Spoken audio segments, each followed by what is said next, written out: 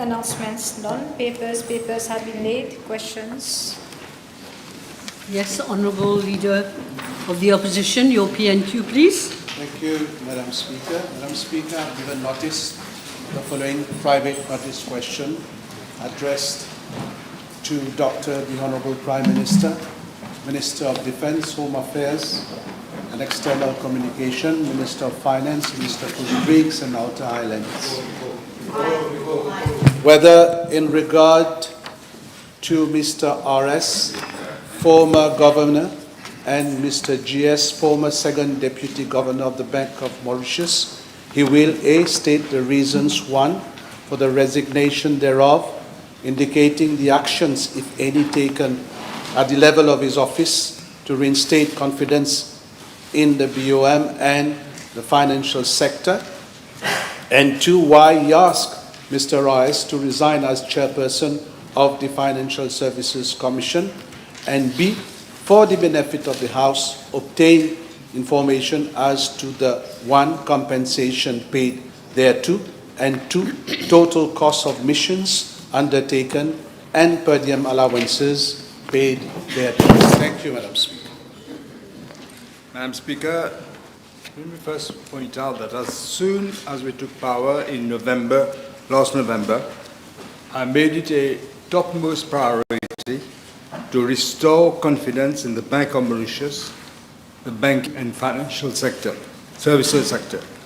Therefore, one of my very first decisions was to appoint a new governor, a new first deputy governor, and a new second deputy governor, and a new board comprising of top professionals to clean up the mess left behind by the previous management, including the MIC saga and so many other blunders that had accumulated until then. Madam Speaker, it is upon my request that both Mr. Jérôme Samper and Dr. Ramasistanen successively submitted their resignation as second Deputy Governor and Governor of the Bank of Mauritius. As I indicated in an earlier press conference, the situation of permanent conflict between the two could not be allowed to continue in the interest of the proper functioning of the banking and financial services sector. The House will have noted, we have proceeded with the appointment of a new governor and a new second deputy governor without any delay, so as to ensure the continued efficient functioning of the Bank of Mauritius. I had indicated previously that the departure of the governor had nothing to do with his professional competence. In fact, the ex-governor had performed very well with respect to the management of the monetary system, the banking system, and the overall financial system. The exchange rate has stabilized. The inflation rate has come down, standing at 3.4% in September of this year.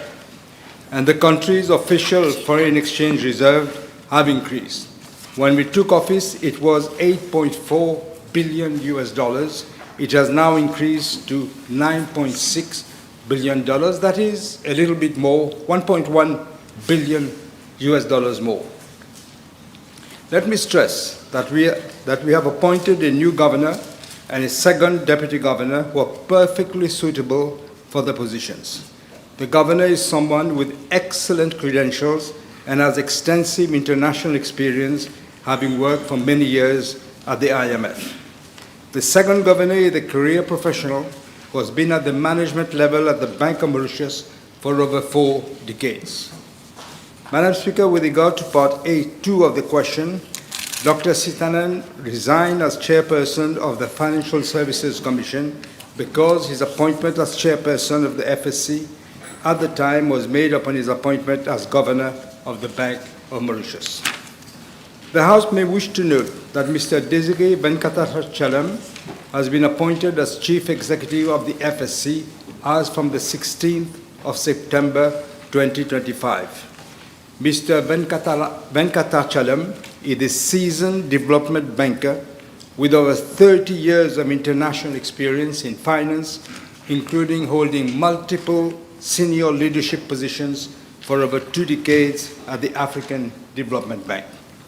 I had met him for the first time at the African Union Summit in Ethiopia, and I also met the then president of the African Development Bank Group, who agreed to my demand to exceptionally release Mr. Venkatachalam at the earliest. Madam Speaker, we are convinced that with appointments at the Bank of Mauritius and the Financial Services Commission, confidence in the banking and financial sector will continue. With regard to Part B of the question, I'm informed by the Bank of Mauritius that an amount of 5.5 million rupees will be paid to Dr. Sitharan in conformity with the terms and conditions of his contract of appointment. With regard to Mr. Sampere, I understand that 512,000 rupees will be paid in conformity with the terms and conditions of his contract of appointment. With regard to Part B2 of the question, let me remind the House that the former Minister of Finance refused to reply to parliamentary questions relating to the cost of missions and per diem of the previous governor. Let me quote what he said. He said, "La banque étant une institution fonctionnant de manière autonome et indépendante, il ne serait pas judicieux de ma part de divulguer les informations demandées." Madam Speaker, contrary to him, in line with our policy of accountability and transparency, I am providing the information requested. I am informed by the Bank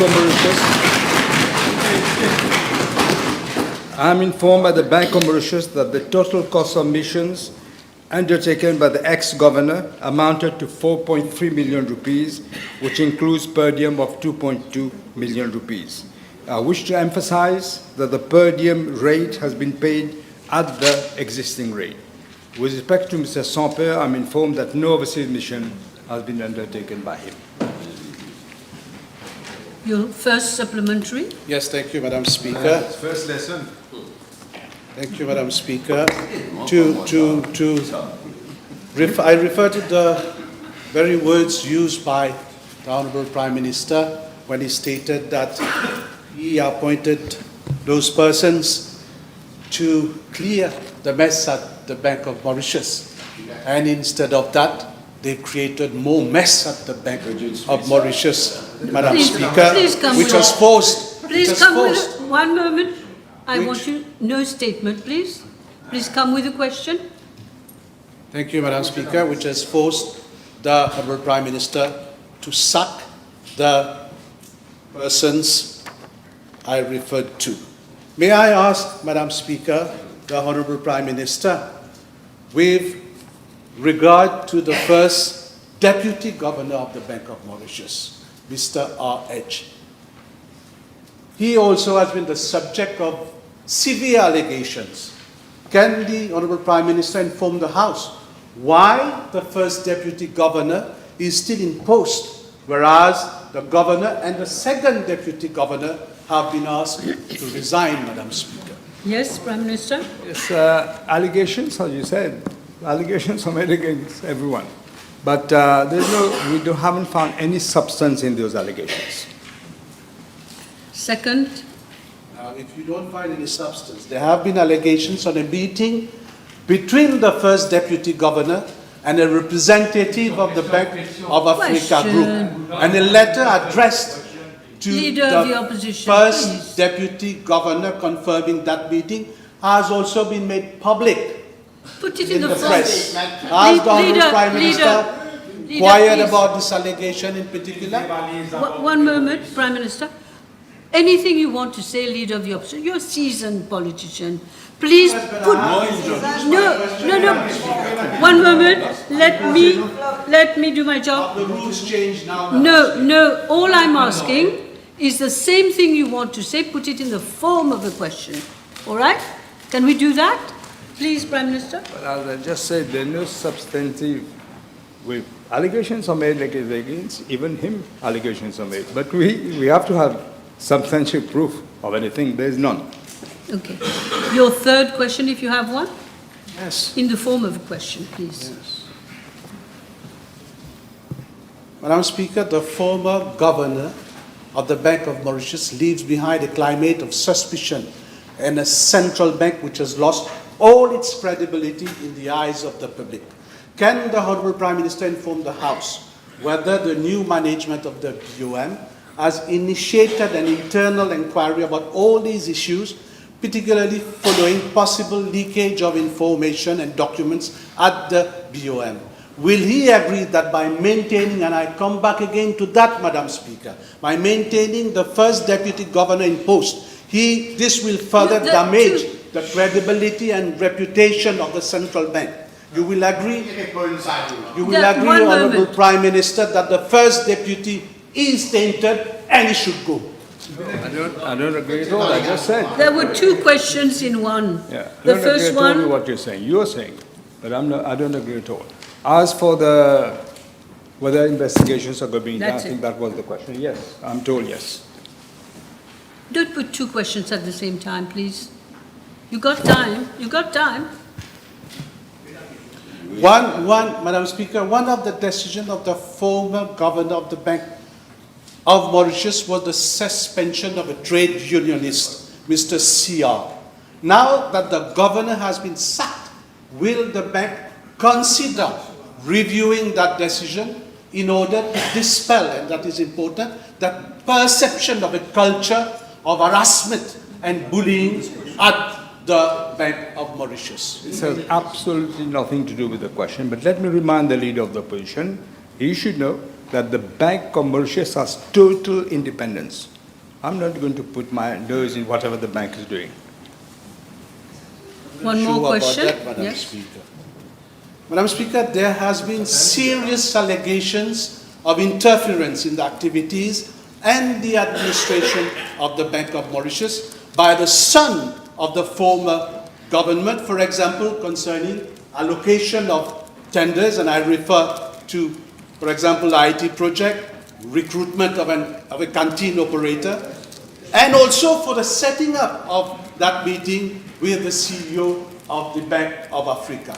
Has the Prime Minister himself inquired about these allegations, and will he guarantee, Madam Speaker, to the House and the population that this was not the case at the Bank of Mauritius? I cannot guarantee anything. The investigation is ongoing. I'll let the investigators do the work. In the same vein, Madam Speaker, can the Honourable Prime Minister inform the House whether that Mr. T.S. have had access to confidential information and files at the Bank of Mauritius? Are you in a position to say Surely that? the leader of the opposition, how will I know? But the investigation is being done. That's all I can say. Should. Madam Speaker,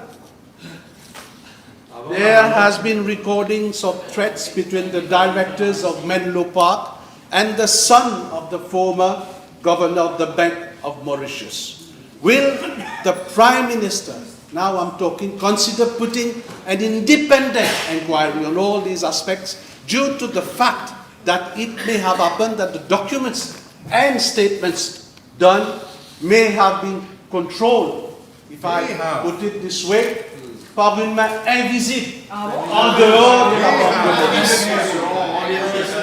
As I explained to the leader of the opposition, honorable leader of the opposition, there is an investigation ongoing on everything. I am not going to comment on them to prejudice an investigation that is ongoing. Yes. Yes, Leader of the Opposition. Madam Speaker, Mr. GS, the former second Deputy Governor, has filed a complaint at the level of the FCC. And I trust that the FCC is inquiring. But in the meantime, will the Prime Minister consider conducting a separate inquiry at the level of his ministry, I'm saying, especially on all decisions taken by the previous government? Are you saying we should have two separate investigations? Yes, that's right. Parallel? Are you? Surely the leader of the opposition is just saying this without thinking. Because you won't have two parallel. The FCC is investigating. Let them investigate. The FCC is investigating.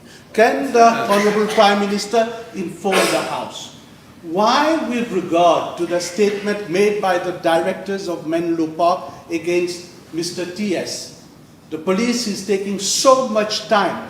And while in the case reported by Mr. TS against the reporter, Mr. NJ, the police acted so rapidly. Did the governor or his son intervene for the arrest and search of Mr. GS at his There is a residence? substantial question on this later on. There is a There question. is a substantial question, but I can tell you, to say that the police acted immediately is not actually true. You will see when I answer the question. The second thing is, everybody is suing everybody. So let the investigation see what is true and what is not true. Madam Speaker, the Honorable Prime Minister stated that he, the Deputy Prime Minister and also the Commissioner of Police were not made aware of the arrest of Mr. NJ. And personally, I do not believe that you, Prime Minister, and Honorable Béranger were not made aware of this case. If you were not made aware, then we have a serious problem in our country. In the Leader, same vein, Madam Speaker, can he therefore inform the House why the Commissioner of Police publicly stated the following? Nous finissons faire ce qui est bizarre. I'm sorry, Leader of the Opposition, this does not relate to your PNQ. Madam Speaker, a journalist has been arrested. But you know that is the first PQ, later will be on this issue. Anyway, if you want to say something, Prime Minister, if you want to reply, please. Well, you rightly said, Madam Speaker. This is nothing to do with the bank commercial. Your question directly. There is a substantial question later on. If you have the patience to sit and listen later on, you will see the answer. You're not replying to my questions, Honorable Prime Minister. My last question, Madam Speaker. This scandal shaking the Bank of Mauritius is unprecedented, Madam Speaker. You will You're agree. making, In again, order to safeguard the reputation of such a crucial institution at international level and to bring confidence back to the financial sector, will the Prime Minister consider setting up a commission of inquiry to inquire into that whole saga, Madam Speaker? It seems. let the Prime Minister speak, It please. seems that the leader of the opposition has got a very, very short memory. Let me remind him, the former, the one you appointed, the Mr. Siboulan. Do you know that he is facing provisional charges for conspiracy to defraud? He's out on bail following his arrest for an alleged misappropriation of a dubious payout of 45 million rupees to Menlo Park Limited, which is detrimental to the MIC. Furthermore, you don't seem to be aware that we have repealed the Commission of Inquiry Act. There's a different commission now. That was your last question? Yes, all right. Questions? Thank you very much. Now we go to questions addressed to the Honourable Prime Minister, PMQT. PQ 834 has been withdrawn. We have been advised. Honourable First Member for La Caverne and Phoenix. Thank you, Madam Speaker. PQB 814, please.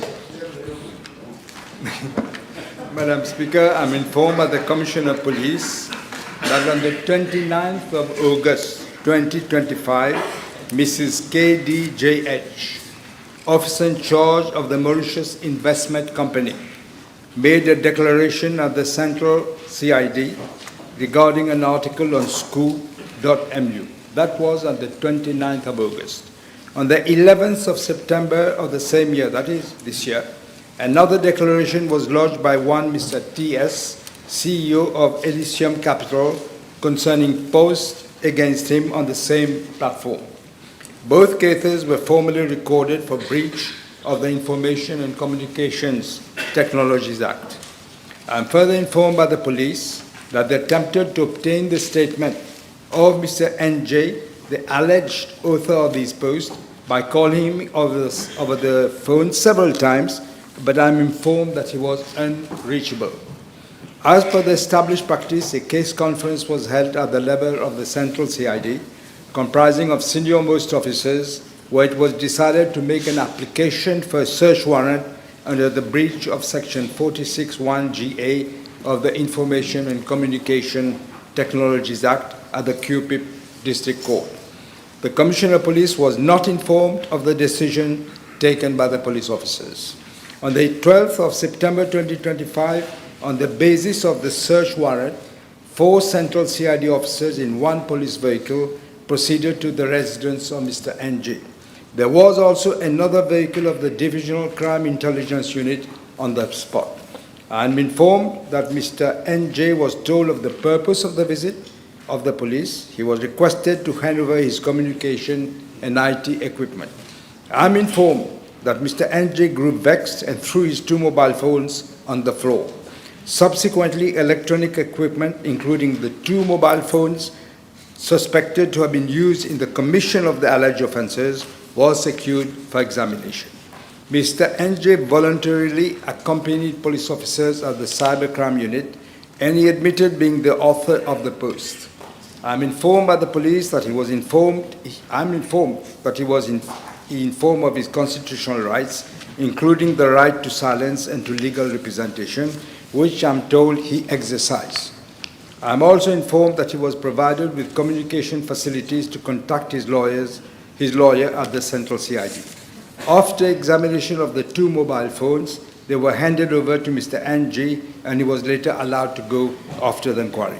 Investigation in both cases are ongoing.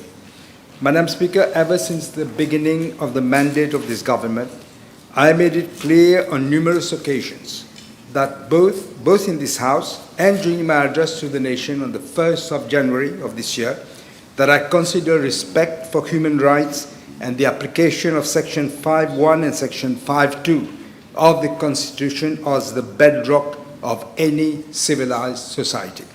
Under no circumstances will the government allow any violation of human rights as we saw under the previous regime. My government will always uphold the sanctity of human rights and dignity of all our citizens. Therefore, I ask the Commissioner of Police to carry out an inquiry into the action taken by the police officers. Upon the outcome of the inquiry, appropriate disciplinary actions will be taken. However, pending the outcome of the internal inquiry, 6 police officers have already been transferred to other divisions so as not to jeopardize the exercise. Thank you, Prime Minister. Yes, Mr. Levin? Yes, thank you.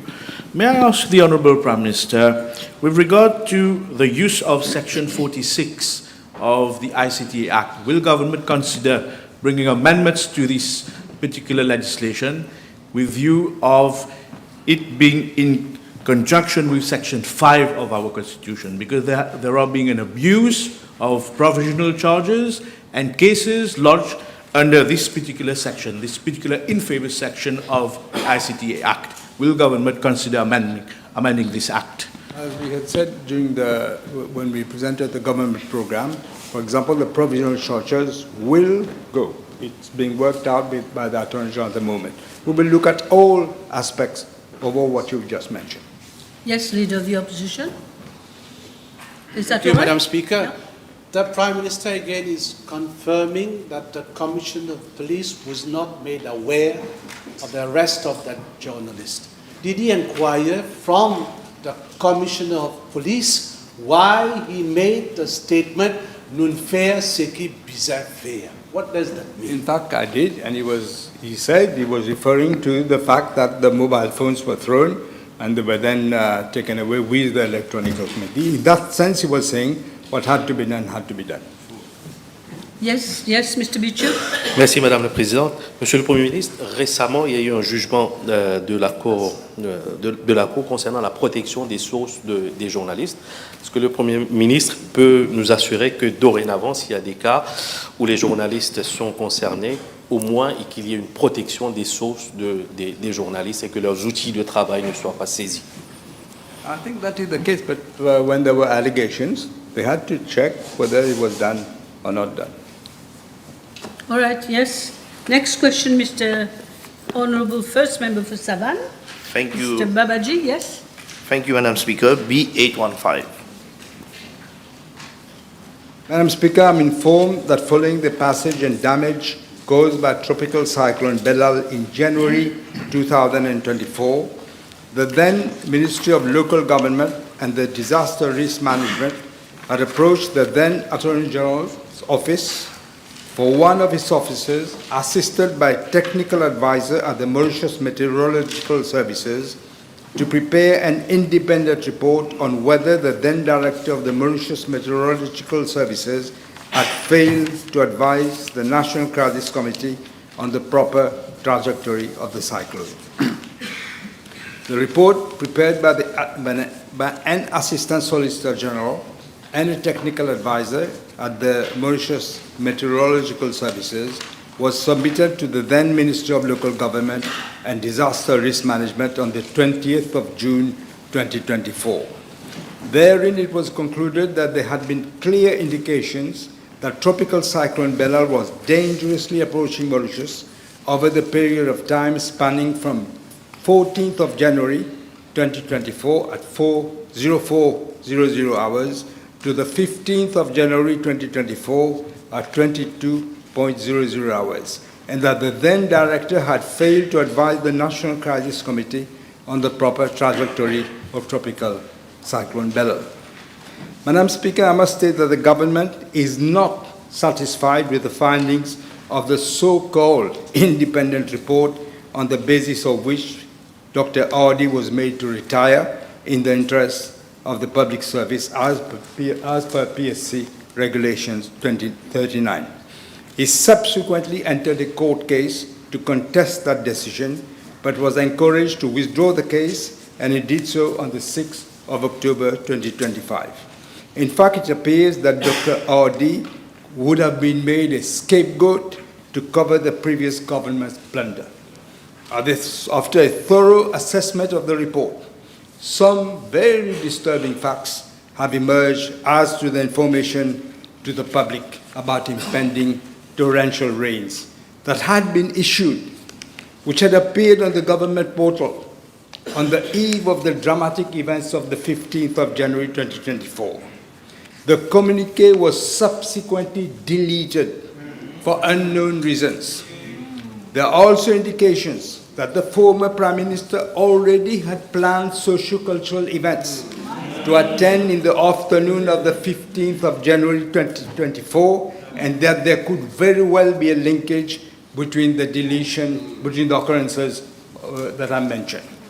Madam Speaker, in the light of the above, further investigation will be conducted to establish the sequence of events and whether there was a deliberate deletion of the flood warnings. Necessary action will be taken accordingly to ensure that natural justice prevails.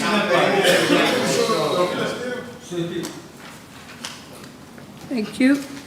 Yes, all right. Yes, Mr. Ramdas. PQB 816, please. Madam Speaker, with your permission, I will reply to parliamentary question B816 and B836 together as they are connected. As enunciated in the government program of 2025-2029, the government's foremost mission is to revitalize democratic principles, reinforce good governance, and pursue constitutional reforms designed to enhance public confidence in the autonomy of state institutions. In this endeavor, my government is committed to set up a constitutional review commission mandated to propose wide-range constitutional, electoral, and governance reforms, which will include, but will not be limited to, the revision of our electoral system to better reflect the will of the people, bolstering fundamental rights by introducing new generation rights relating to the environment, comprehensive legislation on political party funding to ensure transparency and fair elections. Madam Speaker, a specific Mauritian paradigm. In this context, the Attorney General is working on the setting up of the Commission and will submit in a holistic manner together with constitutional amendments. Yes. Madam Yes. Speaker, may we have an indication as to the composition of the Commission, if that has been decided already? As far as I know, the Attorney General is looking into the composition. We would like to have people who know Constitution, but also, as far as possible, local people.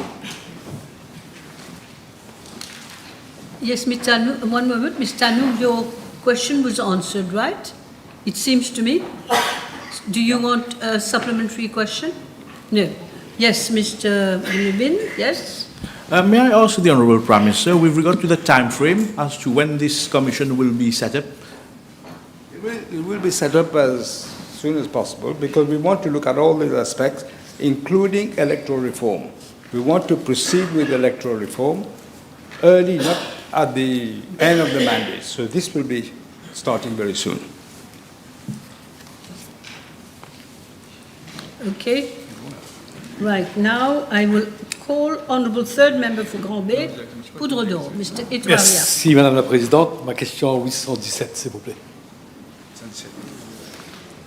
Madam Speaker, the Honourable Member states in his question, in July of 2025, the IMF raised its growth projections for the world economy from 2.8% to 3% for 2025 and from 3% to 1.1% for 2026.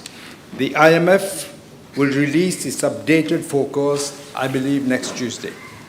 As for the Mauritian economy, the IMF had in April of 2025 projected a real GDP growth rate of 3% for both 2025 and 2026. Following the Article 4 consultations, the IMF has, in its staff report released in June of this year, maintained the growth forecast for Mauritius for 2025 at 3%, but upgraded the forecast for 2026 from 3% to 3.4%.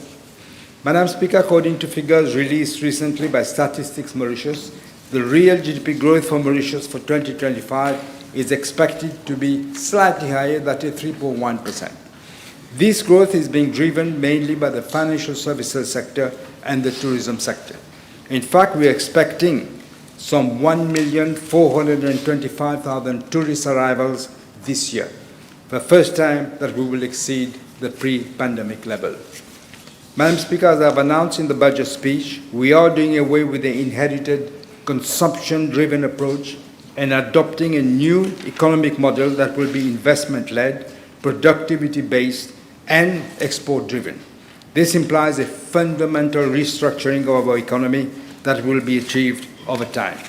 We are expecting a significant improvement in the output for the Mauritian economy, particularly for 2026 and beyond.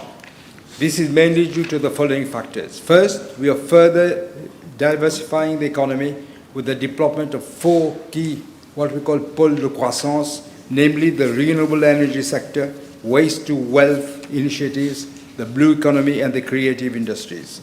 Second, we are in the process of finalizing different incentive schemes announced in the budget speech.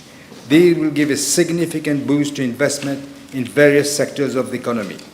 Third, we are unlocking some 30 billion rupees of investment in the renewable energy sector over the next 3 years. Fourth, we are reviewing the role and functions of the Economic Development Board so that it focuses on boosting productive investments and export promotion across all sectors of the economy. Fifth, the Ministry of Finance is currently working with different ministries and institutions, including the National Productivity and Competitiveness Council, to give a boost to productivity growth across the sectors, all sectors of the economy. And sixth, the renewal of AGOA for 1 year following our intense diplomatic efforts and negotiations provide a degree of certainty for our exporters to the US market.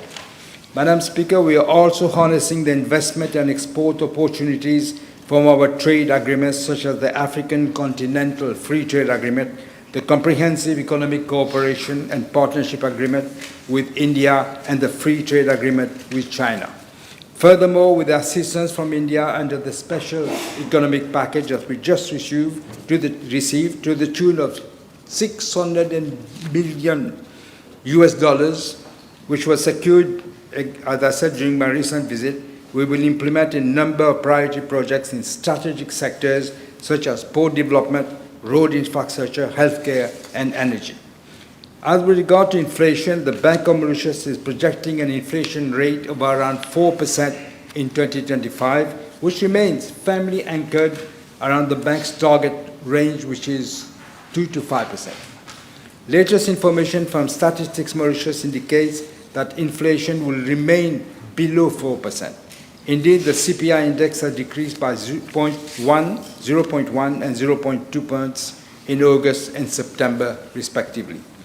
Madam Speaker, we have taken a number of measures to curb inflationary pressures and protect the purchasing power of the population. These include: 1, raising the policy rate by 50 basis points to 4.5% per annum in February of this year. Secondly, by increasing the supply of forex in the domestic foreign exchange market to prevent a rapid depreciation of the rupee. Third, removal of VAT on a number of basic necessities as announced in the budget speech. And fourth, the establishment of a price stabilization fund of 10 billion rupees, out of which we are already providing subsidies on 5 essential commodities. We are working on a second set of essential commodities. Madam Speaker, as the responsible government, we are closely monitoring developments both domestically and on the international front. We will take appropriate measures in order to achieve our objective of a real GDP growth path of 4 to 5% by the end of our mandate, while keeping inflation within the target range set by the Bank of Mauritius.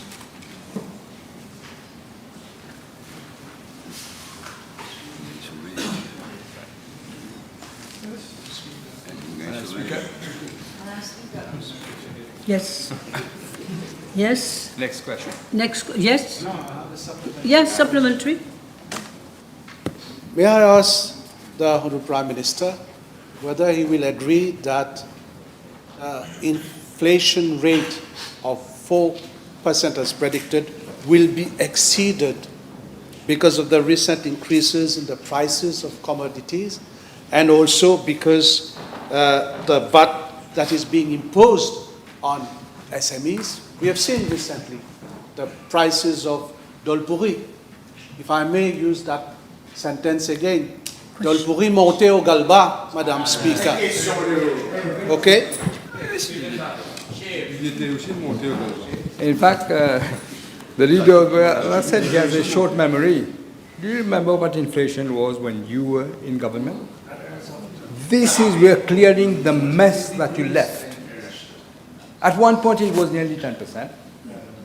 Now we're bringing it. And if you had listened, we are saying 4%, but the indication or it might be lesser, it's slightly lesser than 4%. Yes, Honourable First Member for La Caverne Phoenix. Yes, thank you, Madam Speaker. PQB 818, please. Madam Speaker, the National Human Rights Commission has already, as I'm sure the Honourable Member knows, submitted this report on the incidents which occurred at the Eastern High Security Prison at Melrose on 17th of July 2025. Regard to Part A of the question, I have to inform the House that government has taken cognizance of the contents of the report, which has been made public for the first time. If you remember, the previous government, all reports were being hidden in drawers, in line with our policy of transparency and accountability. I will table a copy of the report. Madam Speaker, I'm concerned by the disturbing facts that came out of the report. As I've just stated in the House, I consider that human rights, respect for human rights, and the application of Section 5.1 and Section 5.2 of the Constitution are the bedrock of any civilized society. My government will always uphold the sanctity of human rights and dignity for all our citizens. Any trespass will not be tolerated by the government. In regard to Part B of the question, the Commissioner of Police and the Commissioner of Prisons have been requested to take immediate actions, not only for the implementation of the measures recommended, but also the necessary disciplinary actions against the officers concerned, but after consultation with the Office of the Director of Public Prosecution. Yes, no, yes. Dr. Umir, yes? May I ask the Honourable Prime Minister whether he would request the Commissioner of Police and the Commissioner of Prisons to consider the use of full body cam by all prison officers who work at such a high security prison so that the truthful events always come to light. It's a very good suggestion, and I will certainly, we are in fact looking at this, but this will probably happen at some stage.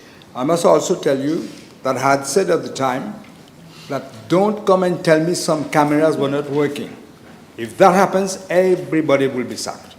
Fortunately, all cameras were working. All right. Yes, go ahead.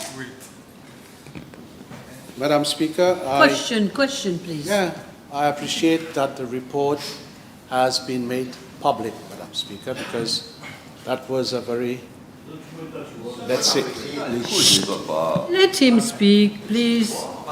interrupted, Madam Speaker, when I'm putting my question. I'm You have to trying. put question. Carry on. I said that I Carry on. appreciate that the report has been made public, but when I compare, Madam Speaker, reply to the PNQ that I put to the Prime Minister on the 22nd of July on the same issue, with the report that has been made public, I note a certain number of discrepancies between the two, the report and the answers that the Prime Minister Put gave your to question. the House. Maybe he must have been provided by false information on that day. What discrepancies? My question is direct. Discrepancies. You can't just say the May I discrepancies ask and you don't say the what. Honourable Prime Minister whether he will sack the Commissioner of Prisons? That is his, this is his question. Yeah, what can I say? He doesn't say what this woman said, but he must realize. This is what when the nation is asking. but please listen, realize, unlike you, when you ask the question, I answered the question. I could have said there's going to be an inquiry, but I gave you whatever I had. After the inquiry, as I said, very disturbing facts came. After the inquiry, how can I know before? But how do you expect me to know before the inquiry? On the basis of the report? Of the report, yes. That's why I just said. That is why we are publishing. We have published it. We are laying it on the table of assembly. We're not hiding, unlike you, when you were in government, hiding all these reports. We didn't do that.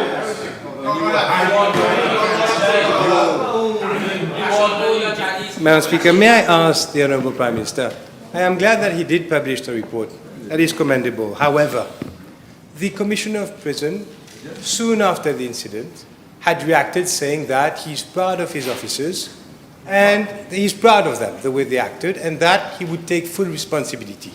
Is the Prime Minister satisfied of the stand taken by the Commissioner of Prison soon after those incidents? And has he had any discussion with the Commissioner of Prison with regards to that? But as I said, Madam Speaker, I've asked them to do, now with the report out, we have to have full investigation, and also you must contact the DPP. It's not for me to say that, it's for the DPP to decide what action has to be taken. All right, next question. Next question, Miss Honourable Third Member for Rivière des Anguilles. Thank you, Madam Speaker. B819.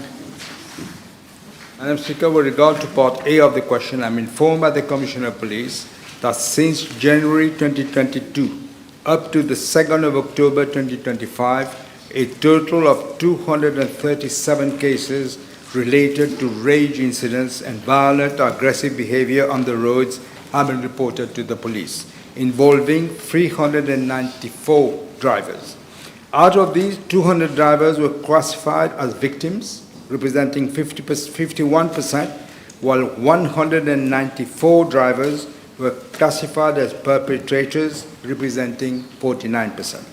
I'm further informed that in a number of cases, multiple drivers were involved in the same incident, with one or more drivers recorded as victims and one or more as perpetrators, which explains, in fact, the discrepancy between the total number of reported cases and the number of drivers concerned. In regards to Part B of the question, I wish to inform the House that government, in collaboration with the police, has strengthened measures to protect road users and combat such dangerous behavior.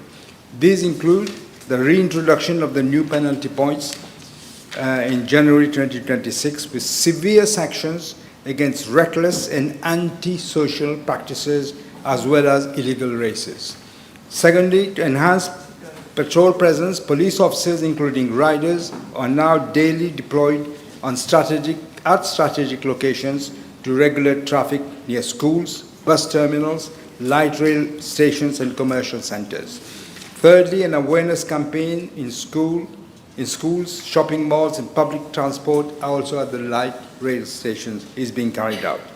Fourthly, optimal use of the Safe City surveillance system for swift intervention is being done. And finally, targeted crackdown operations near nightclubs and entertainment venues with particular focus on drink and drive offences. Madam Speaker, let me assure the House that government remains fully committed to ensuring the safety of all road users and maintaining order on our roads. Yes, yes. Okay. The second member for Rivière-des-Anguilles. Oh, I'm sorry. Yes, of course. One moment, Mr. Jamal. May I ask the Prime Minister, with regards to the use of unlawful weapons, illicit, des armes, couteaux, etc., etc., does the Prime Minister propose to urgently ensure that there are stops and searches being effected, roadblocks, like it used to be by the SMF, by the SSU, regularly, especially in areas that are well known to be hotspots? I understand that this is being done, but we don't want to give too much publicity. You know, it's a country that attracts tourists. We don't want to give this impression that it is a police state, but it is being done. All right. Mr. Jamal, please. Question 820, please. Madam Speaker, I'm informed by the Bank of Mauritius that in respect of loans provided by financial institutions, the fees, charges, and security requirements are determined by these institutions themselves in line with the internal policies and risk assessment. However, by virtue of Section 6 of the Bank of Mauritius Act 2004, the Bank of Mauritius has the power to regulate the fees and charges in respect of services provided by these financial institutions and impose such limitation on the quantum of those fees and charges as it may deem appropriate. In this context, the Bank of Mauritius constantly monitors the fees and charges that these financial institutions are imposing. In fact, in accordance with Section 57 of the Banking Act 2004, these financial services should at all times display in a conspicuous place in the public part of the principal place of business and in each of the branches or offices the rates of fees or charges being imposed. In addition, with a view to enhancing transparency and enabling the public to make an informed choice, financial institutions are required to upload information on their fees and charges on both their websites and on the website of the Bank of Mauritius. Furthermore, these financial institutions are required to inform the Bank of Mauritius whenever they change their fees and their charges. Madam Speaker, the Bank of Mauritius thus examines any change in the fees and charges and may query them on the reasons for such increases, and if need be, to intervene in to safeguard the interests of customers and the public in general. But as I said at the beginning, these are determined by the financial institutions themselves, and it depends on their internal policies and the risk assessment. Thank you. Time is up for the moment. No, time is up. I have B825. I've been advised that the following PQs have been withdrawn. B825, B830, B835, B821, B824, B828, and B829. Now we go to questions addressed to honourable ministers. The Honourable First Member for Rodrigue, Ms. Colette. B838, please.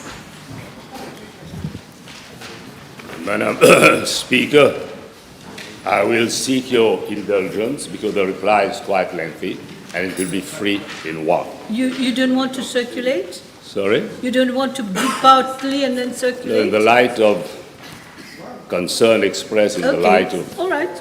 what people want to hear, let me reply to the question. All right. Madam Speaker, with your permission, I will reply to parliamentary question B/838, B/845, and B/857. concurrently either relate to the same subject 8.5, the last matter. one was 8.5? 7, okay? All right, thank you. As a responsible government and a dog-loving country, it is our duty to ensure that animal welfare laws are strengthened to advocate inter alia for responsible dog ownership and the well-being of the population in view of the risks associated with stray dogs. The issue of stray dogs is acute and chronic and remains one of the top priorities of our ministry. I'm informed by the Mauritius Society for Animal Welfare that the total owned dog population in Mauritius is estimated at around 246,000, including both dogs that are kept restricted to the owner's properties and those roam freely. Nearly 20% of these, according to AMSOR, owned dogs roam outside, contributing to street population estimated at approximately 57,000. But in my assessment, the number is far higher. A key challenge for street dog welfare is the lack of responsible and informed pet ownership. On the 1st October 2025, Madam Speaker, Section 31, subsection 1 and 3 of the Animal Welfare Act have been proclaimed and provide for microchipping and registration of dogs only, and make it compulsory for dog owners to register their dogs. This regulatory framework will enable AMSOR to promote sustainable control of dog population, enhance responsible pet ownership, reduce animal cruelty, and minimize health hazards associated with stray dogs. The registration process is conducted by AMSOR, where the owner of the dog is required to fill in an application form for registration. The dogs are being microchipped on site, and the dog owners will have to produce relevant documents, namely the national ID card and proof of address at time of registration. Subsequently, the AMSOR will issue a registration certificate to the owner. The AMSOR will also enter into an MOU with private veterinary practices for microchipping and registration. Madam Speaker, in line with the principle of good governance, government is ensuring a system which is transparent, safe, and which will be closely monitored for the microchipping and registration of dogs. In that context, AMSOR will launch an expression of interest to enlist services of private vet consultation. The collaboration of NGOs will also be enlisted for microchipping and registration during the sterilization campaign, and in same spirit, AMSOR will ensure that the NGOs are registered as proper entity dealing with welfare of animals, B, are registered with the Data Protection Office, since they will be dealing with personal information of dog owners, C, undertake to provide all information with regard to the pet owner and the dog to the AMSOR. D, enlist the services of a veterinarian registered with the Vet Council of Mauritius, who is mandated under the Dangerous Drugs Act to administer regulated drugs such as xylazine and ketamine, which is in the second and third schedule respectively. Of course, these being used in sterilization. Madam Speaker, with a view to monitoring the registration of dogs, AMSOR will keep a database in accordance with the provisions of the Data Protection Act. The onus to inform AMSOR of any death or transfer of ownership of a dog lies with the owner, which can be done via telephone or email. To widen coverage, microchipping and registration are being extended to municipal councils, community centers, and village halls up up to June 2026. Moreover, the Commissioner of Police has agreed for registration and microchipping to be undertaken within the compound of police stations island-wide. A calendar for the exercise has been tentatively worked out from the 30th October to 23rd December 2025. And I will table the list of all dedicated centers and stations. At this stage, no amendment is being envisaged to the Animal Welfare Act as the decentralization process island-wide is happening de facto. MSO has currently 2 stations dedicated for the microchipping and registration of dogs located in Rosil and Plaine Magnon respectively. As of 6 October 2025, a total of 853 dogs has been registered and microchipped. Since October 2025, the MSO has set the fees for the registration of dogs at the rate of 350, that is a reduction from the actual fees of 500 rupees, which include registration and veterinary fees as well as microchipping.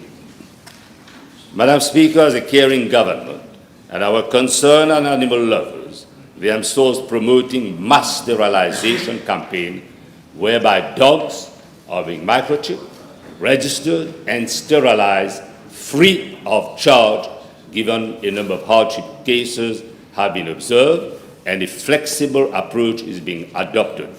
The MSO has scheduled meetings with registered NGOs to encourage grassroots participation through interactive sessions and dialogue for transparency and accountability. Transportation is made available on a case-to-case basis. With regard to budget allocation, I'm informed that an amount of 20 million has been provided for the MSO in the financial year 2025-2026 for the implementation of the sterilization campaign, including microchipping and registration. Honourable members will appreciate that the extension of the exercise to other domestic animals cannot be contemplated. Concerning the implementation and monitoring for Rodrigue, I'm informed by the MSO that an MOU was signed with Rodrigue's Regional Assembly, represented by the Commission for Agriculture in 2022 for the implementation of the National Sustainable Project for Dog Population Control in Rodrigue. During the last mission of MSO to Rodrigue in November 2023, regarding the mass sterilization campaign over the island, officers of the veterinary services of Rodrigue were trained on dog registration procedures. The list of designated centers to undertake microchipping and registration in Rodrigue will be determined in coordination with the Commission for Agriculture and the Division of Veterinary Services. In this context, a mission will be undertaken to Rodrigue to ensure smooth implementation of dog registration across the island. For effective monitoring, Madam Speaker, MSO will collaborate with Commission for Agriculture to collect relevant information, and visit will be conducted by enforcement officers of MSO to ensure proper implementation and compliance with the legal framework. The list of officers from MSO Enforcement Department assigned to ensure compliance is Mr. Simanas Samiane, Mr. Spandu, Mrs. Kalu Lebon, and the team is led by Mr. Govindasamy, Director of MSO. Madam Speaker, our interest is to safeguard the welfare of all animals. In that context, my ministry and MSO are working in close collaboration with all like-minded stakeholders, registered NGOs, vet and pet owners. Thank you, Minister. Ms. Colette, you have a question? Dr. Paraya, yes? That was three Thank in you one. for your We had 3 in 1. So it's a good thing you asked. Exactly. Can the House be made aware about when the MOU will be signed with the private veterinary doctors? And secondly, is the ministry considering to permit new private vehicles for transportation of animals, dogs, in the near future because of these changes? I cannot give you the exact date as to when the MOU will be signed, but we're going to move the process as fast as possible. As to enlistment of transport services, we'll look into it favorably. Mr. Edward, you have a question? Thank you very much. Yes? Yes, Mr. Francois? Yes, thank you, Madam Speaker, if you allow me. Madam Speaker, we are talking also about microchipping is compulsory for dog registration. May I seize this opportunity to request the Honourable Minister to look into the issue of non-availability of microchipping for live sheep and goats exportation from Mauritius to Mauritius? Yeah, this issue has been raised by the vets because usually goods and cattle imported from Rodrigue are microchipped, but the ears are going to be tagged. Okay, one more, Mr. Prayag, and then you. Is there improper legislation? Is the ministry considering to put any legislation to prevent dog breeders, dog owners to tamper with microchips, to remove microchips and to tamper with them? Very good question. Only those who are properly trained will be allowed to microchip the dogs, okay? And you need to have people who are trained by specialized vets. And it's a course which is very effective, but done by those only who have the acumen to do so. Okay, Leader of the Opposition. Thank you, Madam Speaker.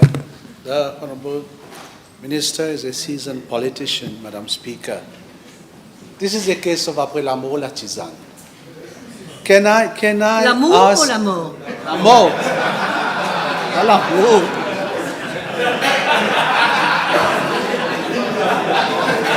Can I ask the Honourable Minister whether he would confirm to the House that the procurement for those microchips were only 15,000 and there are only 1,000 microchips available at the MSWA?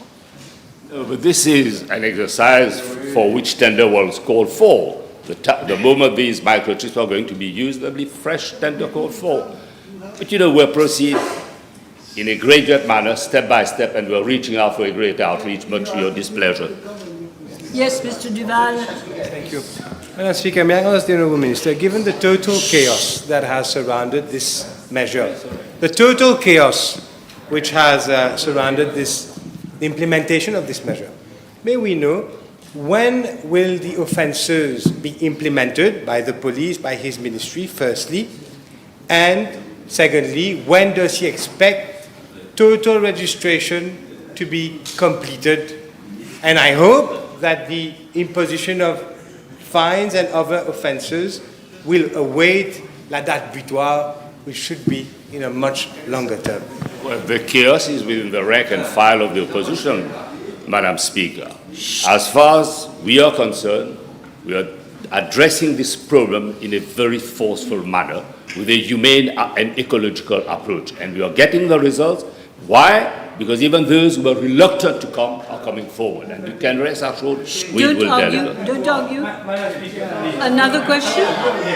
1 moment. The question was very simple. When will the offences be implemented? Offences cannot be implemented. When will the offences become, when will the police and his ministry start application of the offences? And when does he think that the program will be fully completed? If you can give us... Madam Speaker, the honourable member is acting like a fool. Only fool like him will rush in where there is no need to tread.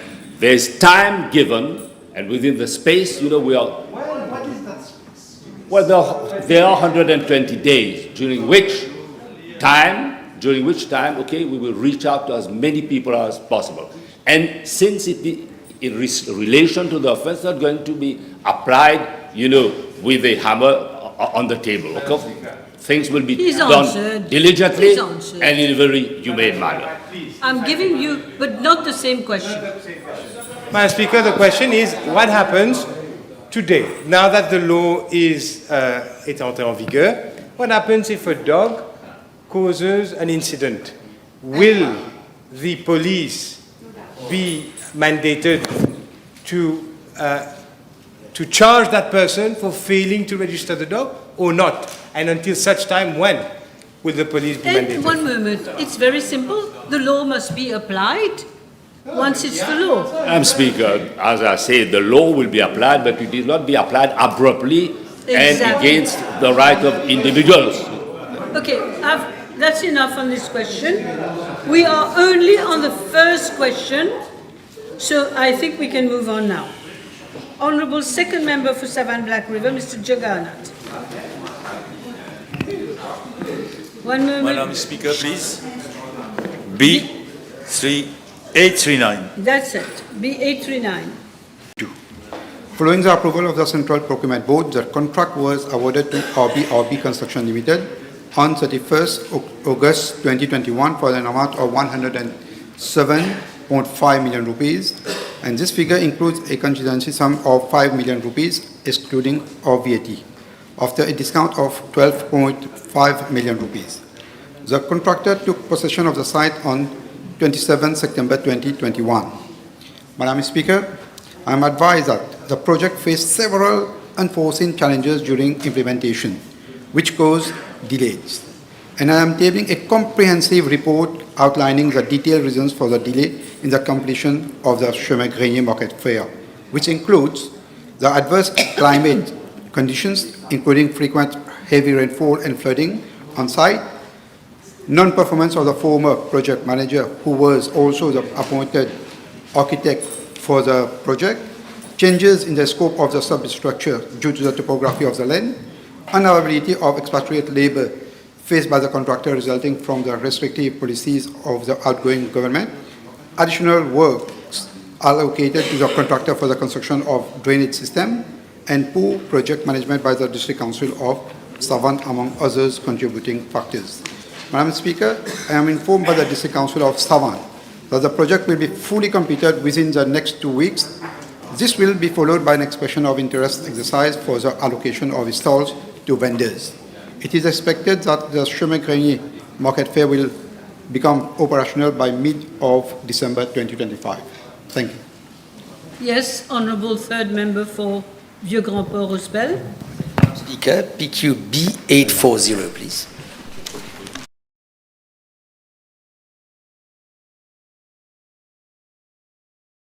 To Marchico's landfill via Cluny Road, B83, starting from its junction with the Phoenix Plaisance Road, A10, over a length of 8 kilometers with a road width of 3 meters each in both directions.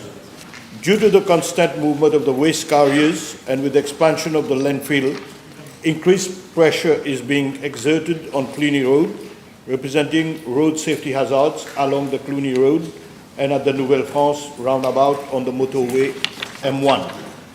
Madam Speaker, in July 2018, the then Ministry of Public Infrastructure and Land Transport, in collaboration with other concerned ministries, was requested to undertake a survey on the current traffic of waste carriers to Marchicos and thereafter to look for alternative access road bypassing Cluny and other villages in the vicinity. The Road Development Authority was accordingly requested to undertake the survey, and the latter had in 2019 worked out an alternative alignment of a total length of 5.2 kilometers, consisting of upgrading works along B83 Road over a length of 950 meters and construction of a new road over a length of 4.25 kilometers. The cost estimate for the project amounted to 523 million, inclusive of VAT. However, the matter was not pursued further due to the high cost involved. Madam Speaker, in May 2024, the matter was revived and the RDA was requested to review its proposal for the alternative access to Marchicos. In October 2024, the RDA updated the cost estimate from its initial proposal to 891 million, inclusive of VAT. The latter additionally submitted a second proposal comprising the construction of a totally new road starting on the motorway M1 from the access road leading to Bimanic Stone Crusher Limited at Nouvelle France, passing through vegetation areas far away from inhabited zones over a length of 4.25 kilometers to end after the village of Cluny, onto the Cluny Road B83. The estimated cost of this second option is approximately 850 million inclusive of VAT. Madam Speaker, upon assumption of office, I took note of the matter at a management meeting on RDA projects held on 21st January 2025, during which I expressed concern regarding the feasibility of implementing the project should the Marshicos landfill be relocated in the future. It was accordingly decided that the project would be kept in abeyance for the time being, as its implementation would depend on the priorities set by government. The Ministry of Environment, Solid Waste Management and Climate Change has apprised that there is currently no project or proposal for the relocation of the Marshicos landfill. Previous attempts to identify an alternative site for landfill development during the years 2015-2016 were unsuccessful. The contract for the vertical expansion of the existing landfill, awarded in June 2024, is expected to extend its operational lifespan by approximately 15 years. A decision will be taken in due course as regards the provision of an alternative access road to Marshicos. Yes. Thank you, Madam Speaker. I'm perfectly aware of the financial constraint as enumerated by the Honourable Minister. However, I do learn as well that the survey has been carried out since as far back as July 2018. There is a bridge at Bimanik which is used by these heavy trailers, which is clearly not adapted for these types of vehicles, and the road, as stated by the Honourable Minister himself, is way too narrow for these types of vehicles. So would the Honourable Minister consider this as a matter of priority, as it's a matter of concern, both from an environmental point of view and in terms of safety to the road users of Bimanik and the surroundings? Yes, Minister. Yeah. As with regard to the Bimanik stone crusher, the bridge, it has been worked out, and probably this bridge we can consider to upgrade it. Yes. Okay, next question. Mr. Edouard, fourth member for Rodrigues. Madam Speaker, B841. Thank you. Madam Speaker, at the outset I wish to reassure the House that Government is fully conscious of the shortage of nursing staff in our health institutions, including Rodrigue. Madam Speaker, as regards enlistment in the nursing cadre, I am informed that under the present framework, the entry grade is trainee nurse. Trainee nurses are presently required to undergo a 3-year training program. The program comprises theoretical and practical components in all aspects of the work of a nursing officer at approved institutions. On successful completion of this program, which includes the passing of an examination leading to the award of the National Diploma Level 6 in Nursing, trainee nurses become eligible for registration with Nursing Council of Mauritius. Upon such registration, they may be considered for appointment as nursing officers, subject to availability of vacancies. Those who do not meet the entry criteria for the National Diploma in Nursing at the School of Nursing may opt to pursue training at Polytechnics Mauritius Limited. These courses are also accredited and awarded by Mauritius Institute of Health. Madam Speaker, the current scheme of service does not allow direct enlistment of nurses trained in institutions other than courses run by the Ministry. I am further informed that the current scheme of service is being reviewed so as to make provision for the recruitment of duly registered nurses trained in other institutions in the absence of qualified trainee nurses. This proposal is currently being examined by the Public Service Commission. As you may be aware, it takes a number of years to train a nursing officer. However, the previous government did not recruit adequate number of nurses in order to ensure availability of sufficient number of nurses. It is only this year, in the budget speech of 25-26, that provision has been made for the enlistment of 1,000 nurses over the next 3 years. A first batch of 300 training nurses has already been enlisted since 22nd September 2025, and the training will start this month. My Ministry further plans to enlist 500 nurses in the next financial year and 200 in financial year 27-28. Thus, in the coming years, we will have sufficient number of trained nurses to cater for our public. Madam Speaker, Moreover, as an immediate measure to palliate the shortage of nursing officers, my ministry has already enlisted the services of 36 nursing officers on a sessional basis. My ministry is also considering the enlistment of additional 90 nurses. As regards Rodrigue Island, I am informed that the recruitment of nurses is carried out by Rodrigue Regional Assembly, and the courses are dispensed by Polytechnics Mauritius and the School of Nursing.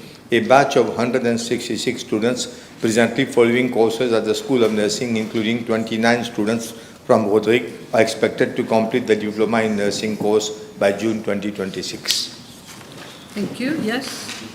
Yes, Mr. Edouard, no? It's okay? All right. Honorable First Member for Piton, Rivière-du-Rempart. B842, please.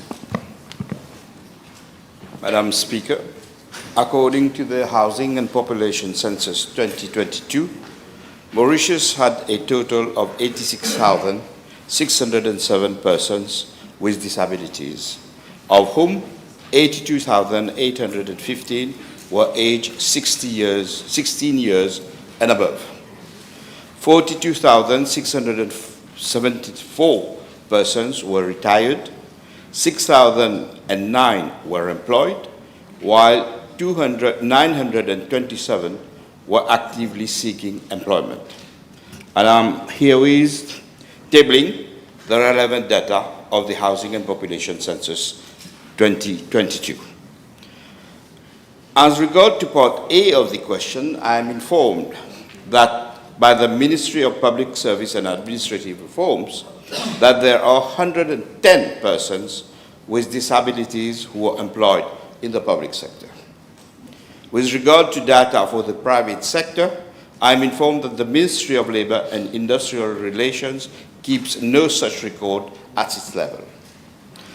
According to the register of persons with disabilities kept at the level of the Training and Employment of Disabled Persons Board, which is the parastatal body falling under the aegis of my ministry, there are only 527 persons with disabilities who are registered with the board searching for an employment or training. Only around 900 employers employing more than 35 persons with disabilities are registered with the board.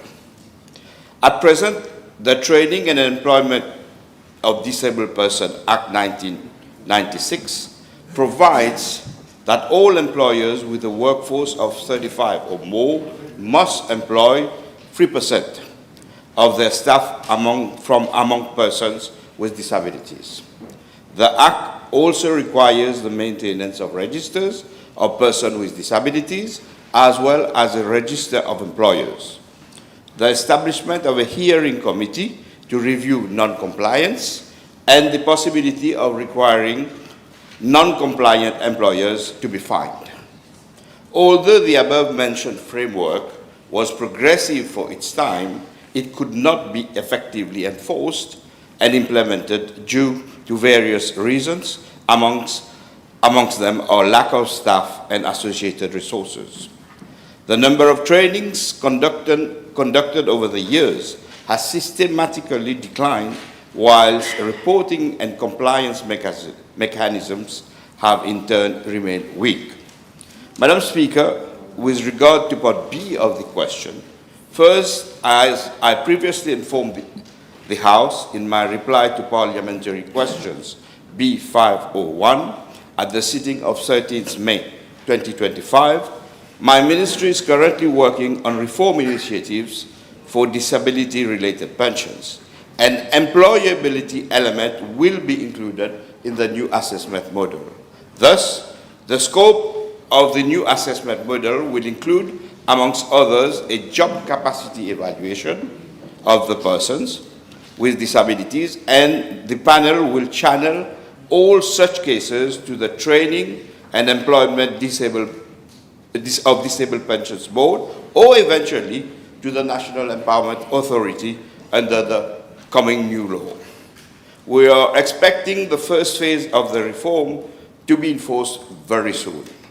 Second, with the coming of the not yet proclaimed, the protection and promotion of the rights of persons with Disabilities Act 2024, there will be a reviewed and employment quota, as well as new monthly contribution will be included for non-compliance employers to the quota system. Secondly, the Training and Employment of Disabled Persons Act, among others, will be repealed, and a single authority, namely the National Empowerment Authority, will be set up to take over its functions. Third, every employer shall provide reasonable accommodation to any employee who is the person with disability, unless the employer can prove that the required adjustment would unduly prejudice the operation of the trade or business run by such employer. And every employer shall submit an annual report to the authority on the employment of persons with disabilities employed in his organization not later than the 31st March of every year. Through these measures, this government is laying the foundation for a more inclusive labor market where persons with disabilities are able to access, retain, and progress in employment on an equal basis with others, thereby fulfilling both national commitments and international obligations under the United Nations Conventions on the Rights of Persons with Disabilities. Thank you, Madam Speaker. Dr. Bragg, you're okay? Okay, I think it would be a last question. Honourable First Member for Rodrigue. B843, please.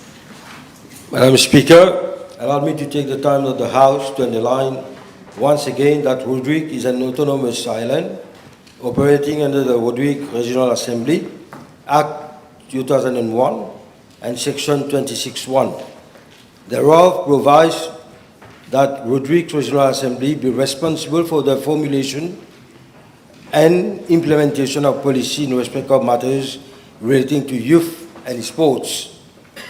However, Madam Speaker, while respecting the autonomy of Rodrigue, I have always considered it my duty as Minister of the Republic to ensure that Rodriguan youth and athletes benefit from the same level of attention and support as their counterpart in Mauritius. From the very outset of my mandate, I have given special consideration to Rodrigues, recognizing the immense talent, determination, and potential of its young people. In this context, I have already undertaken 2 visits to Rodrigues. My most recent visit in early September 2025 was particularly significant. Its primary objective was to hold final consultation with the sports community of Rodrigues so that their specific concern and aspiration could be duly reflected in the provision being made for them in the forthcoming sport bill. At the same time, I had the distinct honor of personally handing over cash prizes to the Rodriguan athlete who so valiantly won medal at the recent CGSOE Games in Seychelles. In total, an amount of 232,000 was disbursed, benefiting 17 Rodriguan athletes and 3 coaches. Let me emphasize, Madam Speaker, that the CGSOE Games do not normally fall under the cash prize scheme of my ministry. In fact, in 2022, when the CGSOE Games were held in Mauritius, no cash prize was awarded to our medalists. Yet, in light of the remarkable performance of our national team in Seychelles, upon my selection, an exceptional allocation has been granted to our youth